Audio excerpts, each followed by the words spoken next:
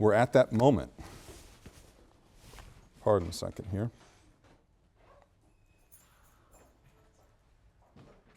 You always find it shocking that you get to spring break and you come back and like, oh my God, 6 more weeks, how am I going to survive? And the next thing you know, we're at the last week of class, the last lecture. And since it is the last lecture, I want to do a quick survey of the course. And this is truly a quick survey of the course through a whole host of keywords. This is not meant to sum up the entire course. And I'm not saying that all these keywords are going to help you understand your final paper or ace, the in-class exam for those of you who are going to be taking it. But they, I think, they are there to spur more reflection and thought about critical moments, themes, ideologies for the class. And then I do want to bring us up to our contemporary moment and wrestle for a little bit about some of the lessons, discussions, ideas from the past and how they resonate in our present time. So, is this working? Excellent, okay. So it should, unless you're kind of coming to the class for the first time today, not pre-Frosh who might be here, but like people in the class, if I have to linger over citizenship, I wish you much luck for the end of the term. Citizenship is one of the fundamental issues that I've been talking about throughout this course, whether it's the active attempt to deny citizenship in the pre-emancipatory moment and the post-emancipatory moment, or whether it's just the various ways individuals, state actors, ideologies have worked to police who could belong and not belong in the American pantheon. Representation, I'm talking about it, how it, think about it in the way that we use cultural symbols to represent other things, the ways in which different ideologies of the self in terms of racialized self-representation, ethnic, sexual orientation, gender, all these things representing a whole body, as it were, of political positions and ideologies. One of the great things that is there through the beginning of the course and all the way to the present day is really wrestling in the balance between where does one's rights as an individuals run into, bless you, run into larger issues dealing with the social fabric. Individual liberty versus social equality. And you can certainly translate that into, metaphorically, into states' rights versus federal rights as well. This is a major thing that we've been talking about. I've been trying to impart to you the last couple of lectures, certainly, but it's been there throughout the course. The great divide between the rhetoric of our political leaders or political activists, politically engaged people, and what social reality is.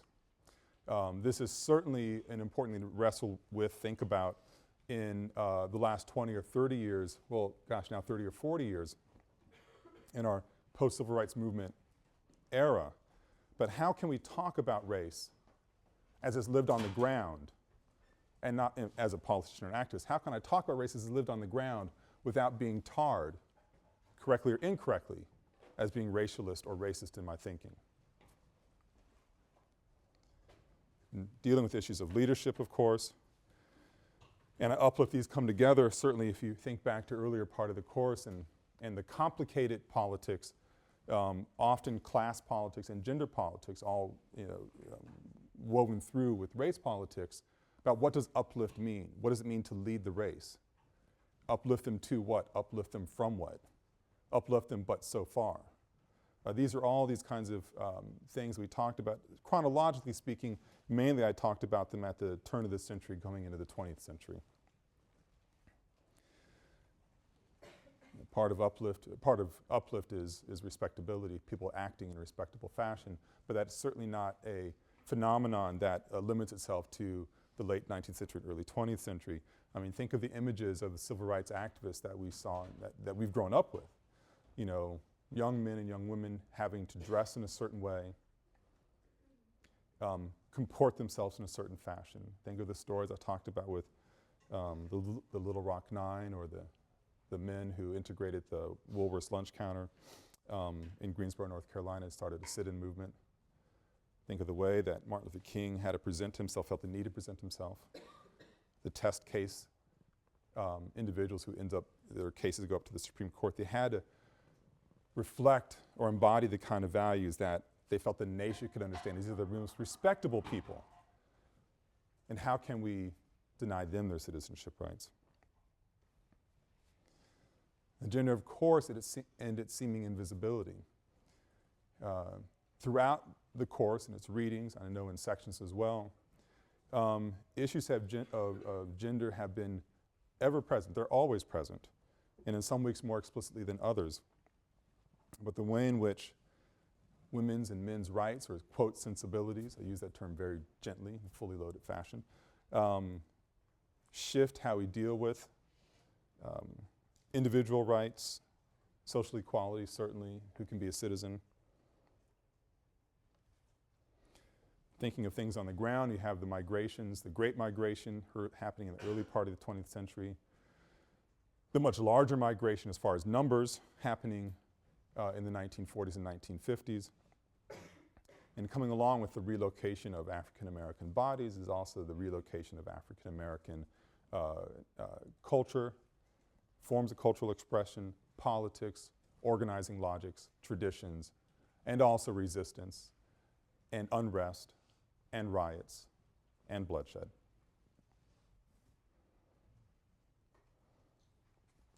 Different moments in the course I've talked about cultural politics, whether it's the Harlem Renaissance or the New Negro Renaissance, and introduced the idea, at least for this course, about the belief by many of the leaders of the Renaissance that practicing cultural politics in this way, talking about exceptional cultural talents of the race, was absolutely a politicized act.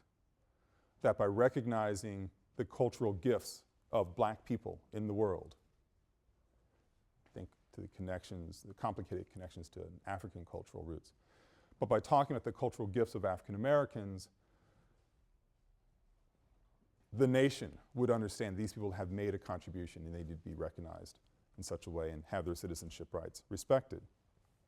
Certainly throughout the course we've been talking about political radicalism, but keep in mind that this is chronologically contingent. The NAACP were a bunch of crazy radicals, the leaders of the NAACP were a bunch of crazy radicals in 1909. Always espousing middle-class norms, but still radicals. By the time you get to the mid-century, they aren't necessarily the radicals. And they're trying to silence people like Robert Williams, saying blacks need to arm themselves. It's like, we can't have that in our association. And then by the 60s and 70s, they're yesterday's news as far as the young radicals are concerned. What is radical is contingent upon time and place.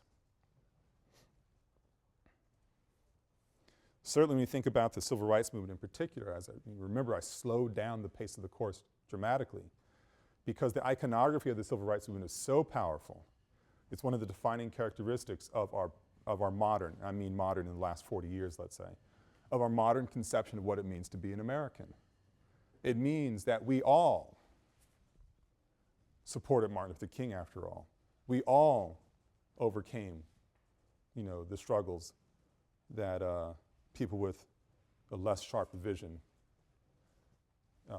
created. But the fact is that's all a myth. There's only a minority of a minority who are on the front lines with King and other people. And of course, King being iconographic himself, many other people involved. And there's profound resistance, individual, institutional, cultural, to change in the movement.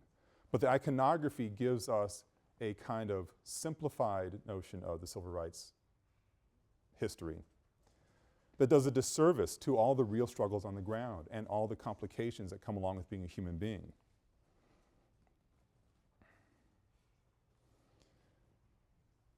Talk of the triumphs of, two great iconographic moments were the signing of the Civil Rights Act and the Voting Rights Act. Moments where it seemed that African Americans finally had their full rights as citizens. But you need to understand, this might connect across the way to political rhetoric versus social reality. So you can pass all the laws you want to pass, but unless you enforce those laws, it doesn't mean anything.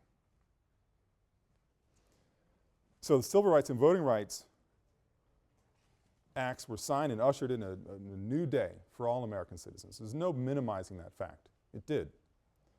But you also have to look at enforcement. You have to wrestle with the phenomenon that, say, the Supreme Court in Brown v. Board saying we need to end segregation with all deliberate speed. And these things are still tied up in court cases to this day. Enforcement being very critical when it comes to citizenship rights and the law. Heading more towards our contemporary moment, of course, where we've been for the last 4 weeks of the course, or no, I'm sorry, last 2 weeks of the course with greater focus, is post-civil rights America. What does it mean to be post-civil rights? Historians are actually actively debating this right now, wondering if we ever got to a post-civil rights moment. And also wondering, did the civil rights, and I've already mentioned this in the course, did the civil rights movement begin, say, in 54? Can you actually identify beginning? Did it end in 68? Can you identify an ending, actually? So we all use the phrase post-civil rights. I mean, I use it as well. But we need to understand that it's loaded with complications. It's a highly nuanced term that's never thought about in a nuanced way or used in a nuanced way, except for you guys after this class. Racial symbolism has been there from the very beginning, founding of this country, before the founding of this country. It is a phenomenon that exists as long as people have eyeballs. Now, it is a defining characteristic of this country. John Hope Franklin, historian I mentioned in the last lecture, who headed up the President's Commission on the National Conversation on Race, said this is America's original sin. This is the scar that really defines the country. Angelo disagreed with him to the extent to which she thought that was really a useful way of thinking about things. But the fact is, as I mentioned in the very first lecture, that I'm arguing you cannot understand American freedom, one of our most core values, without understanding slavery. And you can't understand slavery without understanding its racial dynamics. Of course, the racial symbolism carries forward to today, and that's what I'll actually be talking a fair amount today's lecture about, just that. And in fact, this, as I think about it, this used to be the last keyword I'd have on the screen. There's many other words I could pick and choose from. I thought this was a nice way to get into the lecture on racial symbolism. But now we've got this one to deal with, post-racial. What does it mean? What can it possibly mean? I mean, the simple answer is that we've now come to a place that as a country, we've elected an African-American president, who that we is contingent, of course. And even African-American president is contingent, of course. But now that we have done this great thing, we can now get past this great burden that we have of being consumed with racial politics. Everybody. And goodness, I'm forgetting the talking head who said as much. But after Barack Obama was elected, it's like, look, at African Americans, basically, you got nothing else to complain. I don't want to hear any more whining. Who was that? Somebody here knows this. It wasn't Chris Matthews. He thought for a second he was able to forget Barack Obama was black for about an hour. That was a triumphant moment for him. I'm forgetting who it was. But it was actually quite famous comment that, all right, you have nothing else to complain about. You've got your guy in office. What does it mean to be post-racial? I actually had a conversation about this the night after Barack Obama was elected. I was in Commons. Calhoun was in renovation then, and there was one other student. I was getting there late, and there's one other student from Calhoun in the section, so I sat down across from her like, wow, this is quite a remarkable moment, isn't it? And she said, Professor Holloway, we of our generation, which is a reminder of, yes, I was twice her age, we don't think about these things this way. We're post-racial. And, I don't want to overburden race, but this is an African-American student I happen to be sitting across from. And she goes, you know, this is something that your generation, thanks once again for reminding me of twice your age, that you guys are all consumed by. And what she wouldn't know is I don't remember any of this stuff. I was too young for that consumptive moment of the civil rights era. That's the moment of my birth. So she was like, you know, we just don't talk about these things. We don't think about these things. And I walked away from that conversation thinking, my God, she's actually right. That we don't talk about these things and we don't think about these things. But is that what it means to be post-racial? And if it does, I'd say we're actually in a whole bunch of trouble. Is it generational changes or it's something a little more complicated? And I'll argue that it's more complicated. So that was the day after Obama was elected. And then, of course, he's inaugurated. And it was fascinating to me. I mentioned this once before in the lecture that inaugurations, regardless of who's taking office, pretty phenomenal moment. And a moment I get very patriotic about, even if I don't like the person who's taking office. The peaceful transition of power. It's an astonishing thing. But as the inauguration, the pomp and circumstance and all the, you know, the symbolic weight of the moment is, I think, really quite powerful. This inauguration was really quite different. It was textually rich in a way that other inaugurations weren't, at least for somebody who studies the African American past. You have Aretha Franklin singing My Country 'Tis of Thee. You know, because I've offered the prompt, I think that's kind of important for reasons I'll let you explore. You have Reverend Joseph Lowry, a leader of the Southern Christian Leadership Conference, one of King's inner circle, gets up to offer his prayer. And a fascinating thing happens sort of after the fact. From the first moment he gets up there and starts talking, I'm like, wow, this is really powerful. I know exactly what he's doing. He's reading, narrating the first words of the, quote, national black anthem.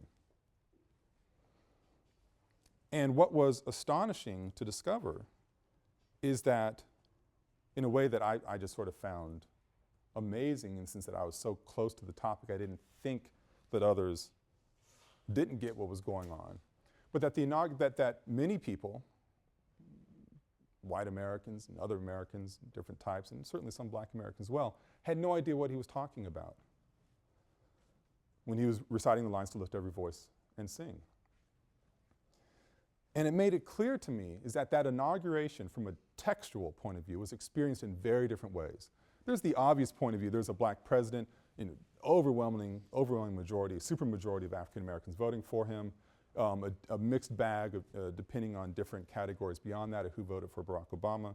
So it's the obvious way in which the inauguration is experienced differently. But from a textual standpoint, and the way in which the inauguration was really quite historically minded, was really quite something, and the way that that history was experienced or acknowledged differently, that many people basically didn't understand the subtext of Aretha Franklin's performance, or the subtext of Reverend Lowry's performance, or even the night when Obama was elected in Grant Park in Chicago, his invocation of words that are sort of central to the civil rights movement heritage.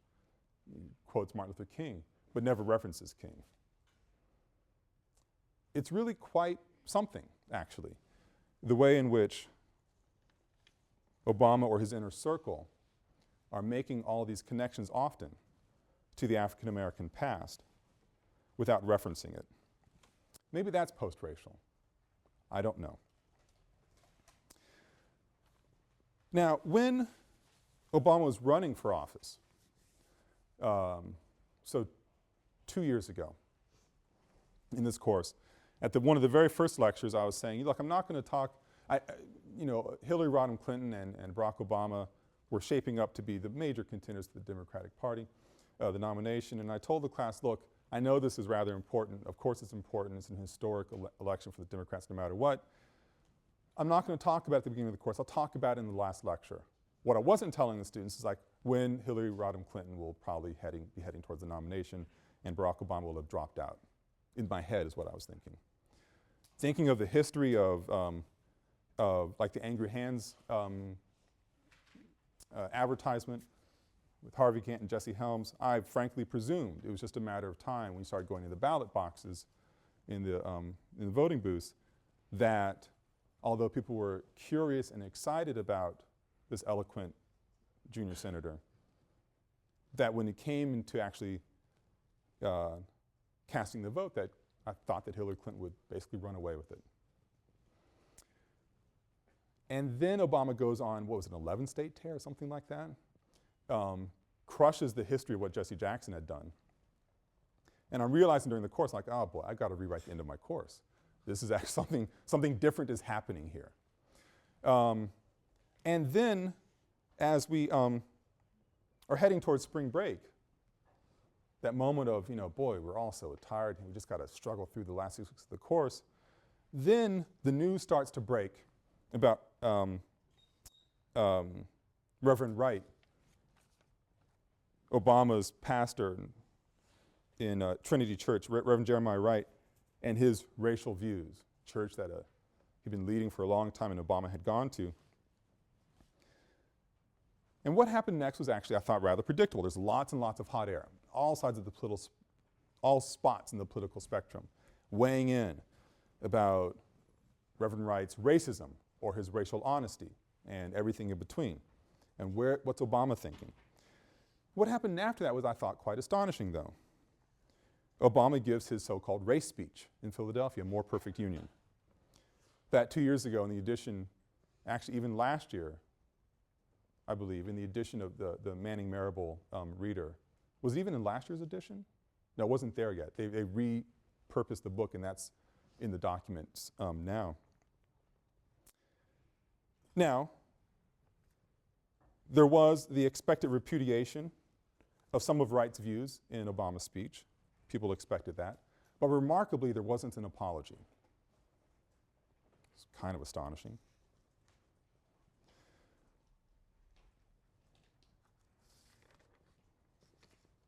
Obama addressed in his speech Wright's ideas, as one would expect, distanced himself from some of them, but he gave a lecture, really, and I think the lecture is the appropriate word, on the scar of race throughout American history. It was an acknowledgement that everyone had to be more honest about racism, everyone, about the racism they express or feel, and that they had to recognize that race was often used as a veil, as it were, to mask other issues.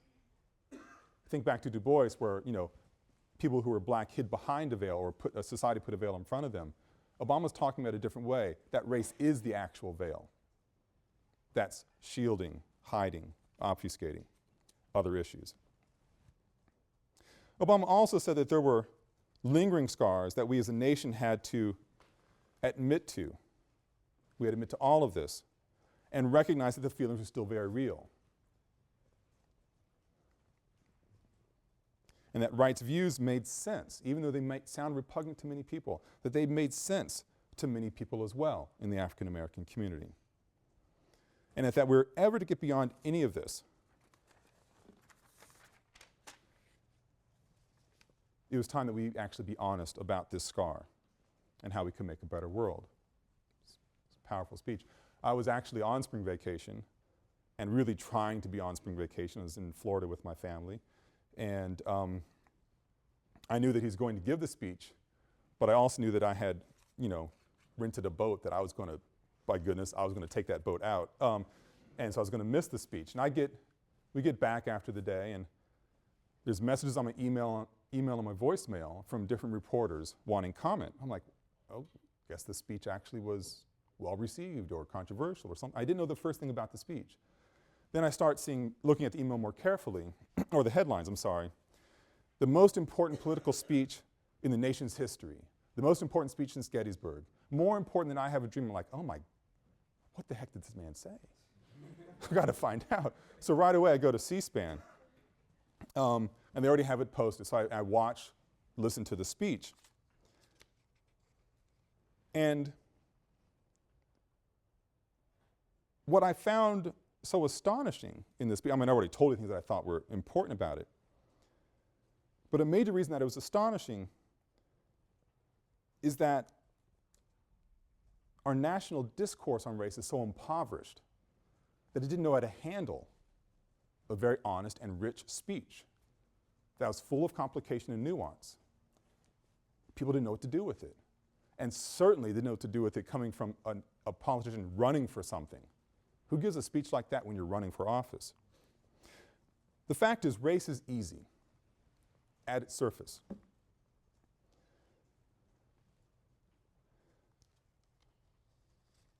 It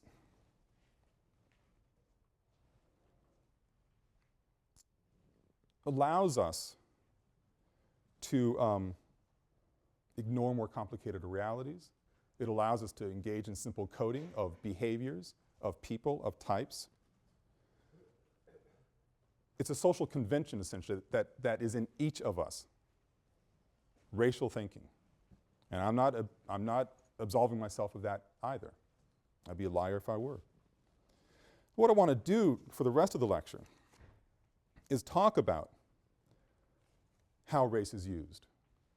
Something historically, certainly, it's all grounded in history, but also bringing it up to the contemporary moment. I don't want to overburden the importance of the speech. It was, I think, an important speech, certainly. But I want to build off of sort of the way we can use moments like this to think historically and with nuance, and also about our contemporary moment. So I want to talk about how race is used. Now, we know from other moments in the course, but also on Monday's lecture specifically, that race is used to criminalize. I mean, this is something I've made quite plain, and I don't have it today, it's just repetitive, but in the case of O.J. Simpson, certainly with the Time magazine cover and darkening his features to make him look more like a criminal. Race is used in that way, okay, but in this case, thinking about the way that race is the veil that hides other things, O.J. Simpson's race allows us to ignore the fact we're talking about a really wealthy man in that case. Was it about a superstar and his ex-wife? Was it about a black person and a black man and his white wife, ex-wife? Or was it about someone with a lot of power, cultural capital and money, and someone who doesn't have it? Race we got so fixated on race in that trial, we ignored the class dynamic. And I only linger on this for a half second because at the same time, I think in California, a rather similar set of circumstances transpired with a black man and his white wife. He did not have money. Curious sets of evidence, abuse, and whatever. The guy was put in jail and never heard from again. Can't ignore the role that money plays in a situation like that. But race allows us to walk around it. Race is used in that way. It's used to distract. It's used, of course, to sell products. And these are some images that you may remember things like them from ethnic notions very early in the term. Being used to sell cream of wheat. It says here, maybe cream of wheat ain't got no vitamins. I don't know what them things is. If they's bugs, they ain't none in cream of wheat. But she's sure good to eat and cheap. Cost about 1 cent for a great big dish. Signed by Rastus, which is one of the caricatures of the happy servant, the loyal servant. Now, cream of wheat isn't sold this way now. But in the early 1970s, it had just moved away from this. I remember this is when I was eating cream of wheat. Certainly, the vernacular dialect had disappeared at that point. But Rastus, anonymous, was still there, selling cream of wheat. More famously, you have Aunt Jemima.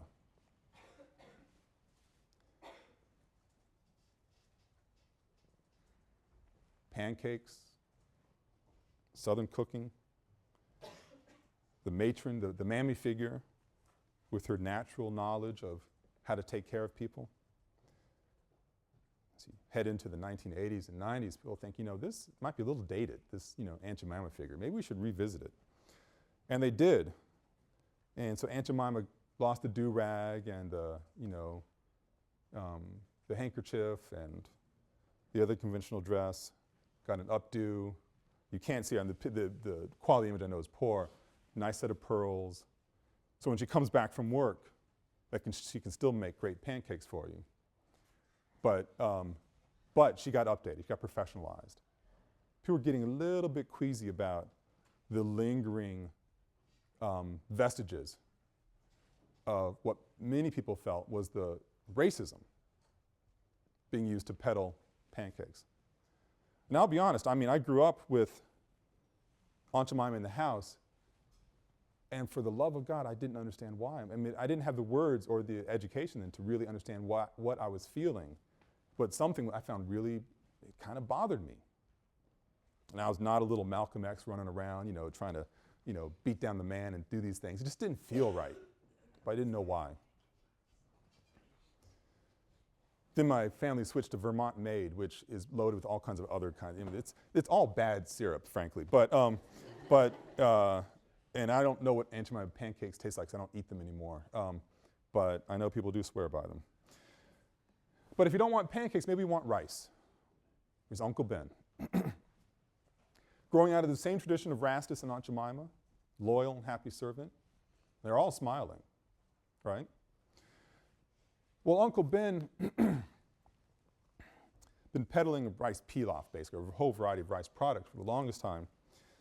And then the ad people started getting a little nervous about Uncle Ben, thought maybe this is not really, we can distance ourselves from Uncle Ben.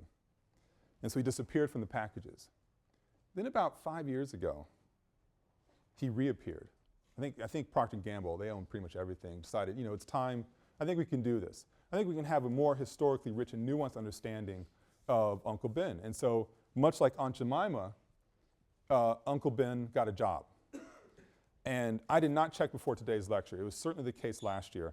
If you go to, and don't do it now, I mean, half you got, but if you go to Google Uncle Ben, you get the website. It's a beautiful website. You walk into the CEO's office, and guess whose office? It's Uncle Ben's office. He's no longer Uncle Ben, though. He's just Ben. Still doesn't have a last name. The first name being very important in the tradition of Southern social hierarchy is that black men and women are always talked to by their first name, whether it was actually their first name or not. So Ben, it's not CEO Gates, it's just Ben. And the website, it was really quite a work of art, but in the version 5 years ago, you could walk around his desk and open up the day planner, and it would talk about him, wink, wink, and I'm very closely paraphrasing, having libations with the Southern senator. This is the way we do business or something like that. I thought, wow, so somebody thought it was appropriate. I mean, all right, they gave Ben a big raise. He's the CEO. They thought it was appropriate, though, to hearken back to a tradition of good old boys and behaving inappropriately.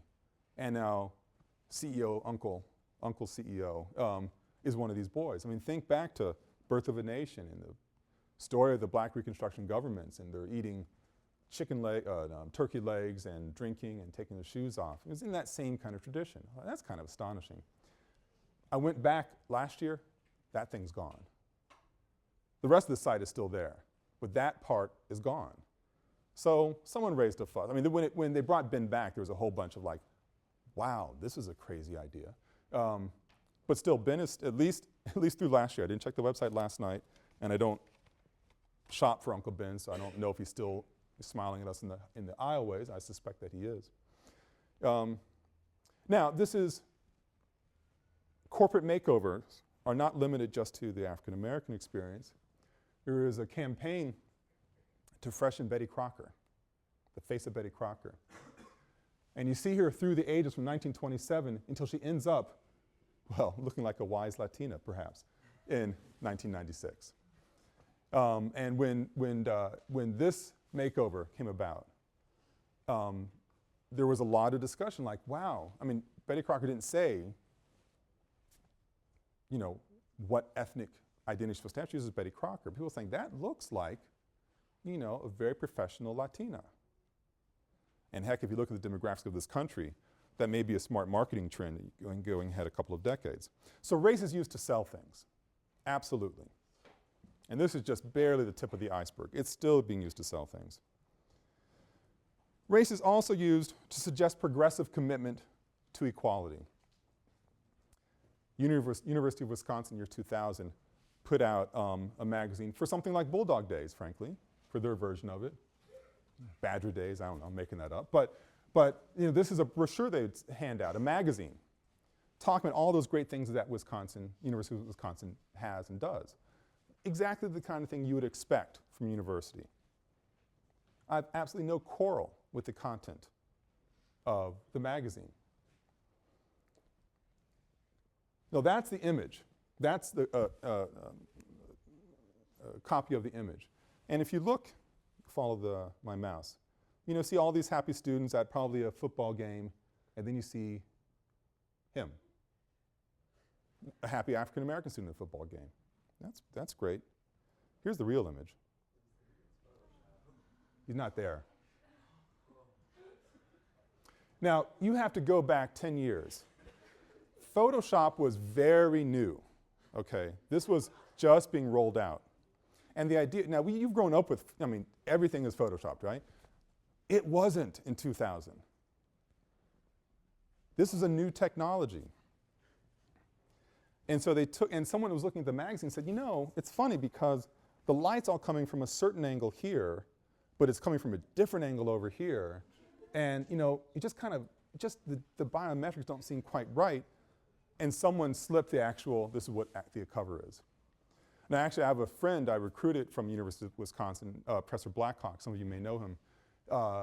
He actually brought, and I meant to bring it today, I forgot, one of his friends at Wisconsin, still there, and gave to him to give to me the actual copy. I mean, I actually have one of these things. It's very cool. And here's the real image. Now, this young man, as it turns out, and this was taken at like a student bazaar. He was a very happy University of Wisconsin student. He was a student leader. He was engaged in all kinds of things. There's no doubt that he was enthusiastic about being at Wisconsin. But the fact is, he wasn't there at that moment. And you can see they actually turned the face in the opposite direction. They did all these different things. Now, Wisconsin is not trying to say black folks aren't welcome. It's trying the opposite. Look, there's a black person at the football game. We are a school that, I mean, it's not a diverse school. It's not a diverse state. But they are really trying, in this publication at least, symbolically, to try to do something different. Race is used in socially progressive ways, even if sometimes accidentally. This is a statue at North Carolina A&T in Greensboro, very close to Woolworths, where the sit-in movement began. And this is a representation of the four men who are now university heroes. And if you go to downtown Greensboro, which was after the textile mills closed, there was nothing in downtown Greensboro. My grandmother lives nearby, and so I was driving around and come across, you can't see here, February 1 Street. I think that's a weird name for a street. And it turns out it's right at the intersection of the Woolworths building. And Woolworths building, oh, and there's placards in the ground, you know, representing the four men walking there. And this is the Woolworths building, the side of the Woolworths building that the city fathers wanted to take. They wanted to eliminate the history of Woolworths building in the sit-in for the longest time. It's an embarrassing part of Greensboro's history. Preservationists said, you got to save this thing. And then people got together and for years were working on building an international civil rights center and museum. It took well over a decade, and it actually just opened up this February on the 50th anniversary of the sit-in. Haven't been to it yet, but I'm looking forward to going. But so what does this matter? How is race being used here? There is nothing in Greensboro anymore. Southern cities, now the industry is gone, are trying to rebuild their downtown cores by creating heritage sites. A place of social, political, racial shame is now being turned into, and the New York Times said it's a fantastic museum, a place to draw in tourist money. Birmingham's the same way. The attack dogs that Bull Connor had released to go after the protesters, you know, at the park, it's now a memorial. You have the German shepherds frozen in a very modernistic pose. People travel throughout the South in bus rides, sometimes organized by universities. to witness these places. It's a lot of money at stake. Race is being used. It's used in a conflated way to honor and to sell a product. This is an image that needs no narration. You know, it's King at the March on Washington. An advertisement, before you can inspire, before you can touch, you must first connect. That's by Alcatel, a wireless phone service in 2001. And a suggestion, you know, whether it's Photoshop or just a, you know, created image, that if only King had a good cell phone service, we'd have something different. Now, you all grew up after, I guess, Forrest Gump was out, but this was a very controversial movie when it came out, very popular but controversial, with historians like, what are you doing, you know, playing around fast and loose with history like this, as Forrest Gump's Zaylee characters all over the place. And wondering how history would have been different, you know, in this case. Hey, King had a different product, and just as Forrest Gump was, you know, there at all these places, you know, changing history quite by accident. Americans are really bad historians, so professional historians get anxious when they see something like this, even though it may be clever. Now, King is certainly a political football, whether it's the California Civil Rights Initiative or, you know, progressives, conservatives, they all use King. In the Oakland School District, goodness, about, I want to say 7 or 8 years ago now, it's a major debate about Ebonics. The question is, Ebonics, would it be recognized as a form of American dialect, and if it English dialect, and if it was, there would be actual institutional support for helping these kids who speak Ebonics, non-standard American English, to help them with extra support and tutoring, you know, in Ebonics vernacular as a way to eventually mainstream them. Clear representation of King. You know, I has a dream, that would be, you know, King if you were speaking in Ebonics. And the text is very small down here, and it says, does this bother you? This is from, excuse me, October 98. I just have the date here, I'm sorry, 98. Does this bother you? It should. We spent over 400 years fighting for the right to have a voice. Is this how we'll use it? More importantly, is this how we'll teach our children to use it? If we expect more of them, we must not throw our hands in the air and agree with those who say our children cannot be taught. By now you've probably heard about Ebonics, aka Black English, and if you think it's become a controversy because white America doesn't want us messing with their precious language, don't. White America couldn't care less what we do to segregate ourselves. The fact is, language is power, and we can't take that power away from our children with Ebonics. Would Dr. Martin Luther King, Malcolm X, and all the others who paid the price of obtaining our voice with the currency of their lives embrace this? If you haven't used your voice lately, consider this an invitation. African Americans gathering together to purchase this advertisement, railing against other African Americans, and blacks and whites, of course, on both sides of the line, about who can speak for the race and what that race is going to say. It's a contemporary history, race. This is a satellite image of Katrina washing ashore. Now, there's a lot to be said about race and Katrina. I don't have the time to do that. But I want to show you two images from the moment and talk about the way that race factored into it. We all know, of course, you go to, you know, Yahoo web page, you know, any sort of web pages for breaking news, and they have a scroll of pictures. And here's 200 pictures from a certain event, and you can hit the next one, the next one, the next one. And they all have a little bit of script, very short description. Now, there are journalistic practices about what the photojournalist is supposed to say, the photographer, to describe what he or she is seeing. There are standards about what constitutes finding something, what constitutes stealing something or looting something. So I don't know the facts of these two pictures about what the photographer saw. But this image runs, and it shows two white people having found food in Katrina. And, you know, there's carrying bags like orange juice or groceries, something like that, in that bag floating along the way. Two people who found food. The next image, as it happened, was this one. A citizen who looted a store, carrying a 12-pack or 20-pack of Pepsi and who knows what in the bag. The fact is, he may have looted a store, The fact is, they may have found the food. I'm not disputing this, okay? I'm not engaging it. But the pictures ran right next to each other. And we are all so hardwired to presume that the person writing this sentence, or the editor putting it together, has tripped over a racial fault line, that they can't see anything but a criminal in this image and a citizen in the previous one. And this was part of the rhetoric of Katrina, certainly in the way it was reported in the news, where black and brown people are talked about refugees, although they were citizens. But the reason I point to this is to talk about the way that we are consumed with thinking about race, to a point that we become quite blinded by it. I don't have the time for it right now, but let me encourage you to go to YouTube and put in Mike Myers, Katrina, and Kanye West, or just Katrina and Kanye West.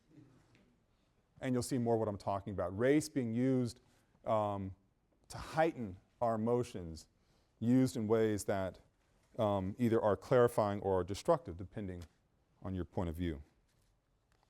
Race is very much past and present. Even on our post-racial age, we have controversies like this one in the New York Post. 2 cops having blown apart a chimpanzee will have to find someone else to write that next stimulus bill. The artist saying, I had no racist intent at all. It was just, it was an attempt at humor, talk about, the bill was so crazy, it must have been monkeys sitting in a room. There's a phrase where you put 100 monkeys in a room, you get Shakespeare eventually, that working at typewriters, but that this is what he was going after. He may have been absolutely honest.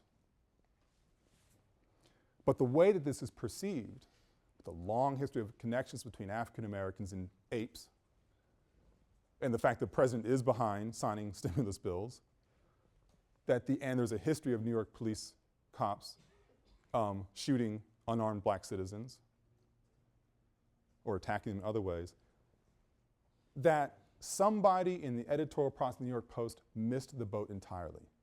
Did not see that this might have been wildly misinterpreted if the artist had no racist intent. There was no confusion about the intent here. Email sent out by the mayor of Los Alamitos, California, talking about, now that Obama's elected, we're going to have watermelon patch in the White House front lawn. What does this image accomplish? Aside from the mayor apologizing and stepping down. Is it satire?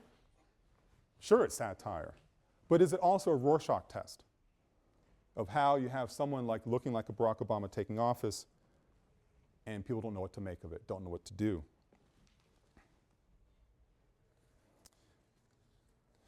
Now, we talk about in this course at the very beginning racial symbolism, the money we carry in our pocket. And again, it's not showing up well, but John C. Calhoun in the corner there. Let's not believe that this is past history. Let us recognize the Republican Women's Group in Inland, California sent this out in the newsletter of Obama bucks. He's got a watermelon, the Kool-Aid, a bunch of ribs, and KFC. This is our current state of affairs. Race is used in the American landscape, in our post-racial age, to get us through circumstances that we don't want to call them as being, say, class-driven, or driven by gender or anxiety, or driven by political anxiety. Oh, it's all going to be coded in racial ways. But because we don't want to be seen as racist, we can't talk about it. We can show it, but we can't talk about it. So I really want to end then, and just bear with me a couple minutes. We've gone through this entire course sharing a history of social, political, intellectual, cultural history of the different ways citizenship has been wrestled over, the way race has been used. The TAs, I hope you will actually join me in giving them a round of applause for helping us through this way and through these incredibly interesting and vexed conversations. Congratulations. Thank you so much for your help.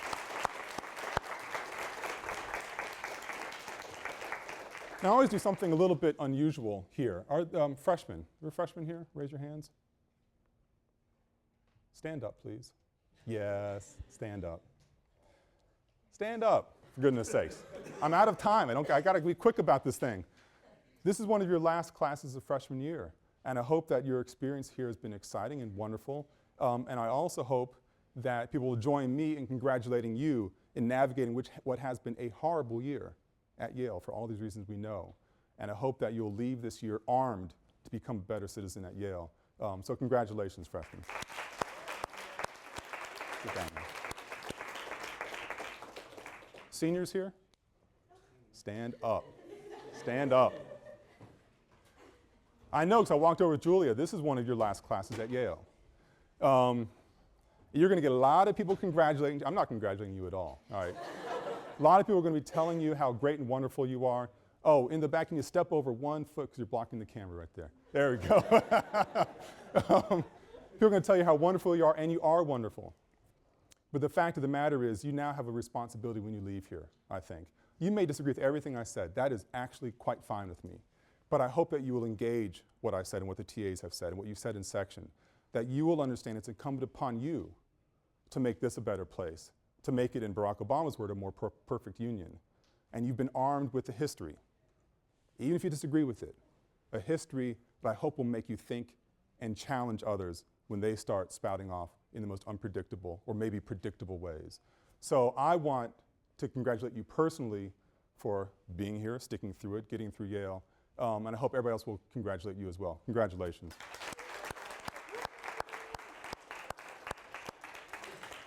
Sophomores, juniors, I ain't got nothing for you guys. So I really raised the closing question. The question animates this lecture: how is race used? And I simply want to ask you, how will you use it? Thank you very much.